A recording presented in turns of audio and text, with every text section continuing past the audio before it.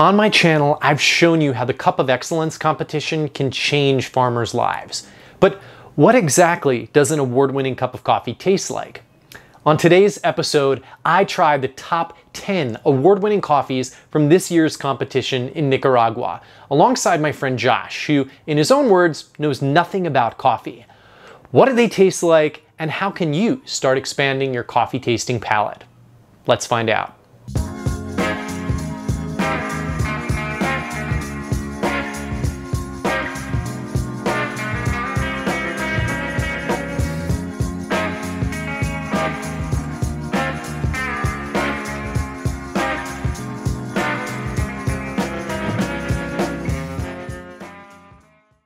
Every year, Cup of Excellence finds the coffee-producing world's best coffees and auctions them off online to be snatched up by specialty coffee roasters around the world for record prices. But this is more than a beauty pageant for coffee. It helps improve the world's coffee quality and the lives of farmers, whose work often goes unappreciated. Before I got to tasting the coffee, I wanted to hear from Edwin Murish, who helped establish the competition back in 2001. Thanks for meeting with me today. No problem, man. My pleasure. I've got a friend of mine who's never, who knows nothing about coffee coming over. So the two of us are going to taste through. I've never had a Cup of Excellence. He's, knows nothing about coffee. Once we get through with getting our tongues ready, we're going to go through and actually, cup the, Cup, with the official form. And, we'll give the pros had their say, but, it's not done until it's done. So, right. And I was excited then about it. And I told Maurice, and she was like, you have to talk about Erwin because he was involved in the beginning of Cup of Excellence in Nicaragua. Yes. I was the country coordinator there for the first one up to about 2006 when I left to go work for Cup of Excellence. I became their operations manager. I pretty much had to help out all the countries that were doing Cup of Excellence at the time. And later on I became head judge, and yesterday we actually finished doing the Costa Rican Cup of Excellence. So yeah, I go through quite a bit of those sheets. Oh, you've got it right there. These are mine. That's a lot more than I've only got 6 of them right here. What was the catalyst in Nicaragua? What made them excited about wanting to do it there? Back in 1999, the results that Brazil got, they were amazing, from a producer standpoint. You got to realize that the New York C, what it was back then, was around 48 cents, 58 cents a pound. The average price for Brazil in 1999 was $2 a pound. That was unheard of. Obviously every country, looked at that, and wanted to do that. Did Nicaragua see a big bump? Yes. There have been several studies that have been done by TechnoServe and McKinsey. People were, first of all, putting their money into the education for their kids, and the rest of it was going, I would probably say 70% of it going directly back into the farm to help them produce more coffee, at a better quality so they can increase, their bottom line at the end of the year. It sounds like you're using this all the time. You're tasting this all the time. When my friend Josh and I sit down, what are some tips from a pro? What should we keep in mind? What's the first thing anybody who doesn't know anything about coffee, what do? They add sugar to it. Okay. So what does that tell you? That you want your coffee to be sweet. You can have an orange tree, okay? You go and you pick on the same tree, you pick a ripe orange and you pick an unripe orange. The ripe orange and the unripe orange are going to have the same amount of acidity. They're going to be the same type of acidity and the same, intensity of acidity. But the acidity in the unripe orange is not going to be of a good quality. And it's not going to be of a good quality because it hasn't been enhanced by the natural sweetness. Sweetness and acidity are on the official Cup of Excellence scoring form, and clearly something we'll need to be thinking about when we scored these coffees. But there are a lot of other categories. So I met with Alex Pond, the educational coordinator at the Alliance for Coffee Excellence, or ACE as it's called, who hosts the competition, to find out what we needed to know to score the coffee. Have you seen the SCA form? The Specialty Coffee Association form is designed to classify all coffees, whereas the Cup of Excellence form is specifically designed for a situation where all of the coffees are specialty and competitive. The Cup of Excellence form contains room to grade 10 coffees a page, which is perfect because that's how many we're getting. Each coffee will be identified by a randomly generated number to keep things anonymous. There's space for you to make notes on the roast color, but it allows us to kind of evaluate and make sure that there's consistency in the roast. Next, the aroma category gives you a chance to mark intensity of the aroma, 3 being the highest, within the dried grounds, crust that forms when the water is poured, and the stage of the cupping where you break the crust. You can also make notes about what you smell. So roast color and the whole aroma box do not count towards points and do not take away points. Aroma, although it can be a really great indicator of coffee quality, it can also be deceiving. Next up is the defect column. The main culprit here is phenol, a strange, chemically band-aidy taste. Josh and I probably won't have to worry about this though, as its presence eliminates the coffee from the competition. We had 3 coffees that we eliminated because we detected phenol in them. So it's always sad because coffees go through so much and then they've made it to the top 40, but we detect this really massive defect, so it's the end of the road. After defects, we get to the part of the page where we can add to a coffee's score. You probably recognize sweetness and acidity after Erwin talked about them, but what is a clean cup? Are there no off flavor, no dirty flavors, moldy flavors, kind of oily car exhaust flavors?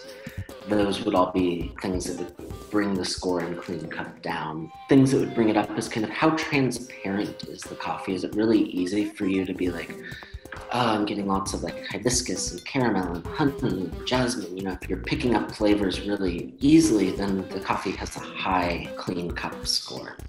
Both clean cup and sweetness are graded on the COE form, where the SCA form merely checks for their presence. And that's because ACE feels they're super important to having an outstanding coffee. If you're seeing lots of really nice, like clean, crisp floral flavors or candy-like flavors, those are always really indicative of, oh, this coffee's got a good clean cup and it's probably got some good sweetness too. Notice that 6 is at the center of the markers. That's because this competition is for exceptional coffees. If you gave everything a 6, that would be an 84.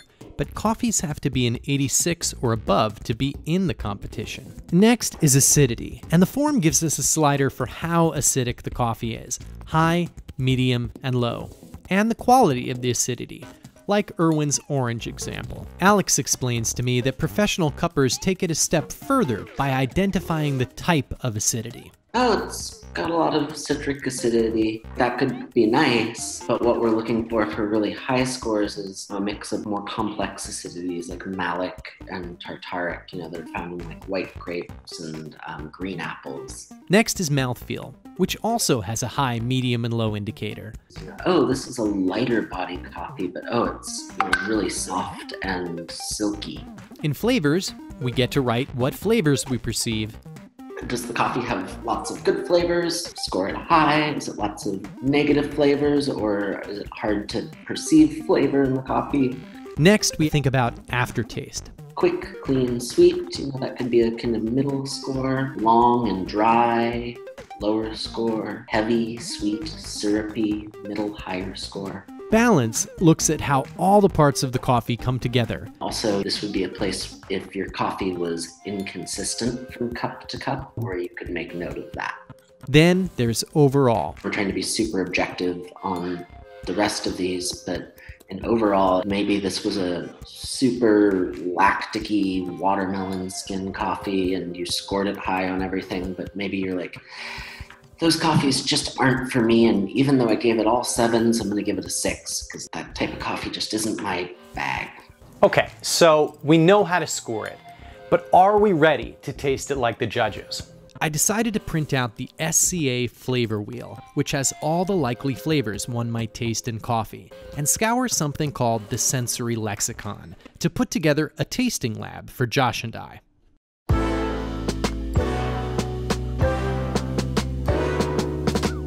I start off by showing Josh the wheel and explaining that we'll be tasting flavor solutions, fruits, and chocolates before we get to the coffee. I prepared citric, malic, lactic, and tartaric acid, caffeine, sugar, and salt. If you'd like to try this experiment at home, you'll find the proportions I used plus links to the products in the description below. Cheers.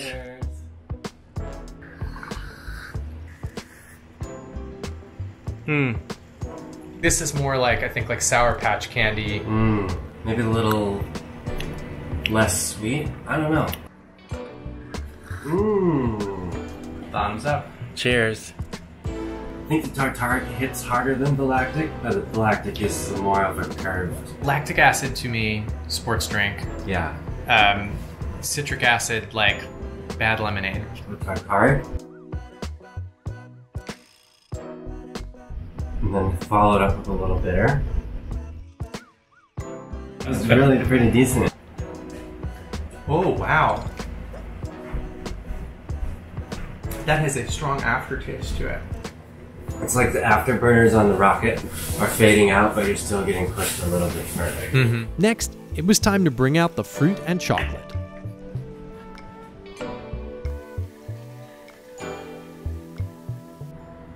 It's definitely very sweet one.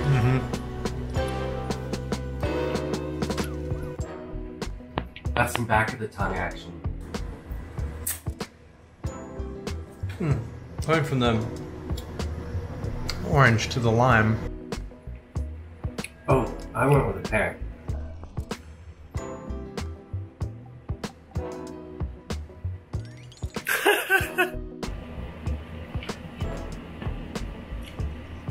I just love grapefruit. It's funny that it's like, it's astringent and refreshing at the same time. I don't typically like grapefruit, so we'll test this bad boy out.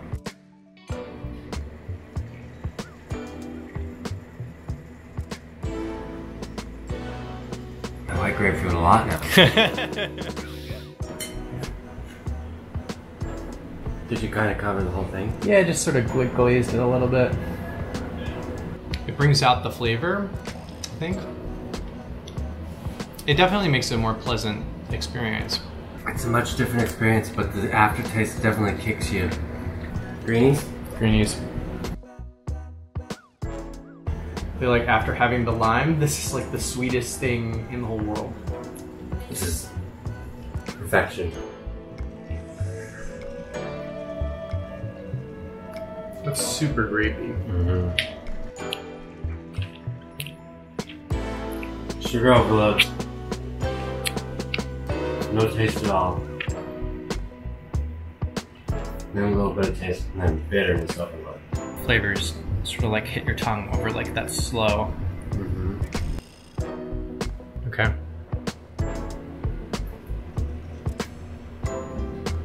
That's grapefruit. Green apple. Yep. Now that our tongues had fully experienced the flavor wheel, it was time to taste some coffee. Ace sent us 3 calibration coffees to sample before we got to the actual award-winning coffee. One that's low quality, one that's medium quality, and one that's high quality. It was time to get things set up. We started by boiling some Gerber baby water. According to Ace, it's got all the minerals you want for brewing coffee and none of the impurities you don't want. Next, we measured exactly 10 grams of coffee, ground it coarsely, and placed it back into a 7 3/4 ounce Gibraltar glass. This is where we smelled the coffee for the first time. Next, we filled each of the glasses with exactly 150 milliliters of hot water. We smell 2 more times, once after the pour and again when we break the crust at 4 minutes. What's crust? It's the ground coffee that floats to the top of the glass. At 8 minutes, we start slurping the coffee from our cupping spoons.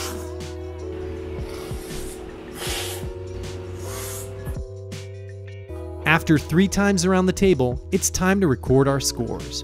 I got a 77.5 for the low, an 84 for the medium, and a 90 for the high. I think it had the best flavor, like consistent flavor throughout. So I got grapefruit with this one.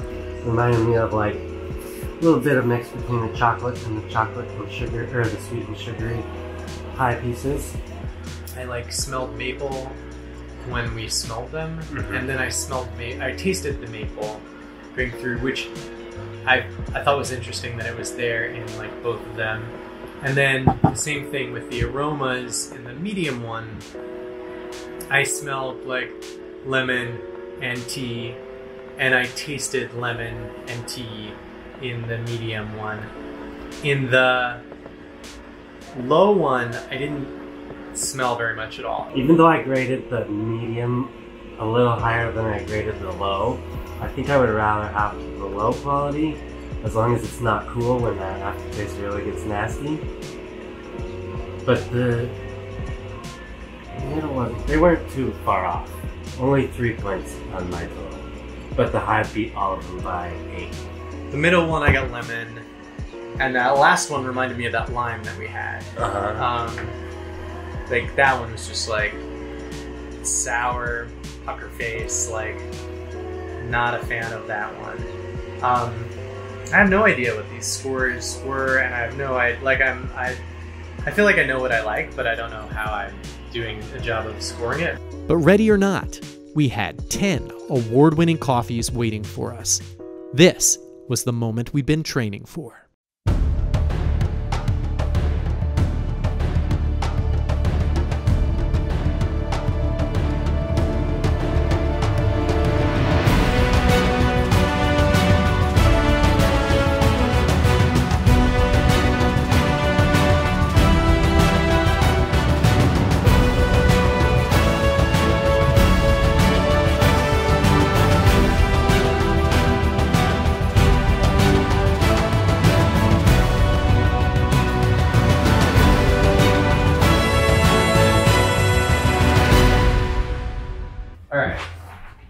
So, what'd you think?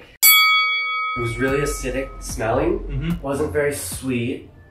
The acidity lasted a little bit, but it just felt like it was a watered down version of 747, the good one in the corner. Grapefruit and raisin and caramel, I have scored 503 higher than I scored 747, because for the sweetness, I gave 503 an 8. I had the sweet and sour, the caramel with maybe grapefruit. As far as like flavors, I tasted way more things in 747.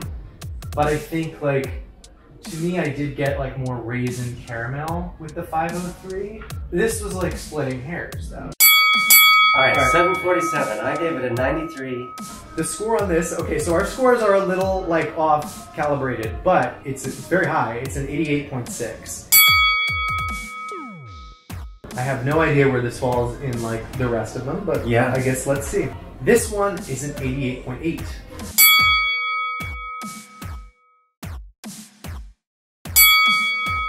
Was very acidic smelling, easy vibes throughout, but not super flavorful, more like tea. Tea was one of the flavors that I put for this one, but I did really like this one. 830 was super interesting to me. I got licorice, candied orange, raisin, chocolate. I have enjoyable, very mild, and a score of 88, which is one of my higher ones. This is an 89.4. It's an 88 score, so I nailed it.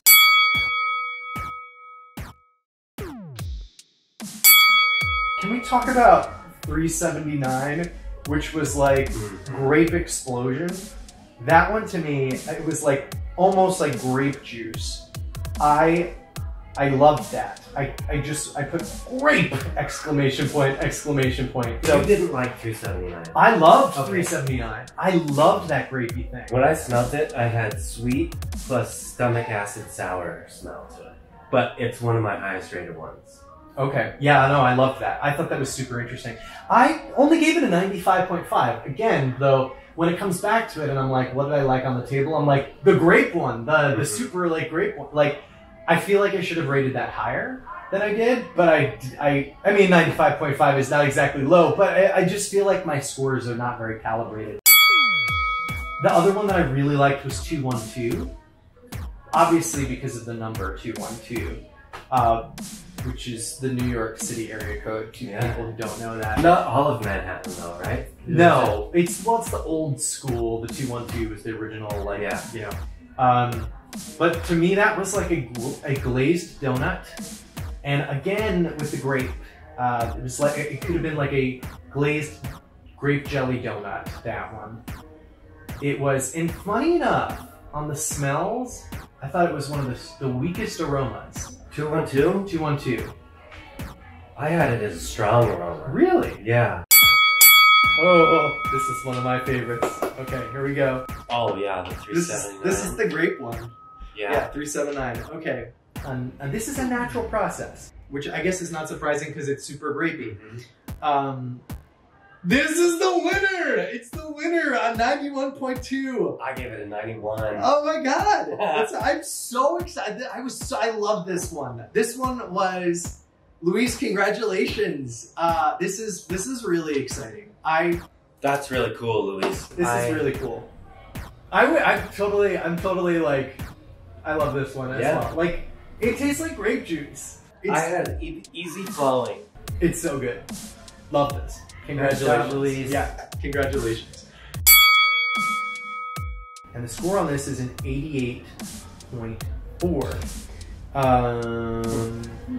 Let's see, this one. Yeah, this one was my grape glazed donut. I loved this one. Would buy this in a heartbeat and have this on my shelf and drink this every day. Loved this one.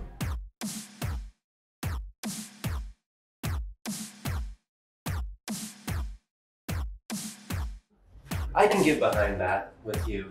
Even cold, it's pretty good. Yeah. Yeah, these hold their own as they cool, for sure. Mm-hmm. The other one I did not like at all was a score of 75, and it was number 10. It was because of the bitterness, or the just seemed more watered down and more like a tea than a coffee. That one I really, really liked.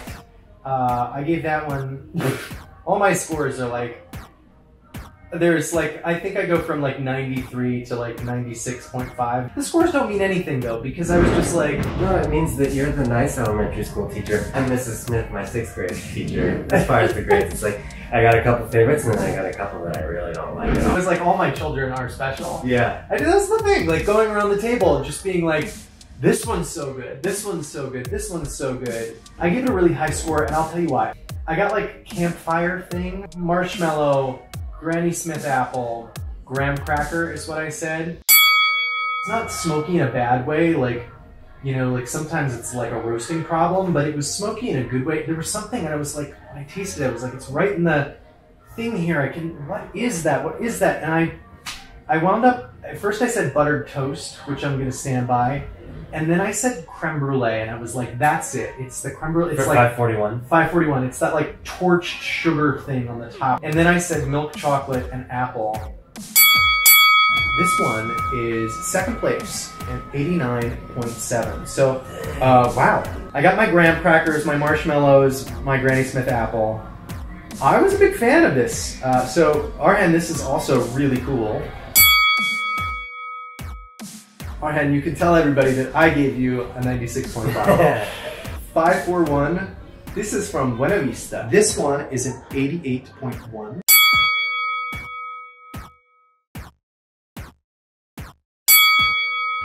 Did you have anything smoky for 971? 971 was actually one of my least favorite ones. I did like it. I said cinnamon, grapefruit, walnut, raw sugar. But for me, it was like that. I was like, there's this sweetness here, but it's not, for me, it wasn't smoky. It was like raw. You have all these better associations for flavors and grapes and raisins, and I've got sweet, smoky, spicy, sweet with good neutral palate. Yeah, but you were like, I know nothing about coffee.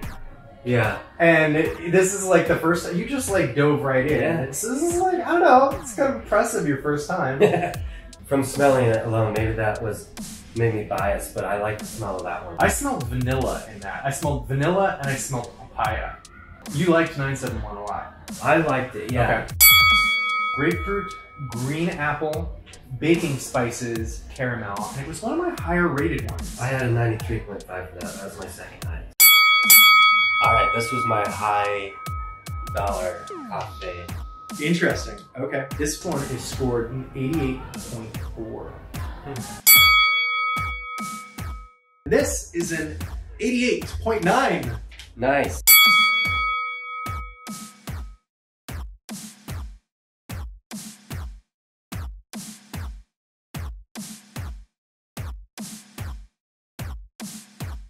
You're right. I am. I'm that teacher that I'm like, I love all of my children. So the judges that sat down and they were like, this. I mean, like picking out the little aspects of what brings it up in score. I think that's really impressive. Wow. Cup of Excellence Nicaragua was very, very cool. We did it also. We did 10 coffees. We did all the 10 places. And I was pretty close on scoring 3 of them. 88 and 88 got that one right. 91 and 91.2 are pretty close. Yeah. 88.5 and 88.1 was the last one. Yeah. See, I'm telling you, you dove right in. That was beginner's luck. Yeah, I was a big fan of these. Well, congratulations to everybody, and thank you so much to the Alliance for Coffee Excellence. Yeah. This was like such a treat, and good luck to everybody in the auctions. I hope that seriously, that everybody makes a ton of money on these, and that you get to bring the world more great coffee. Cheers.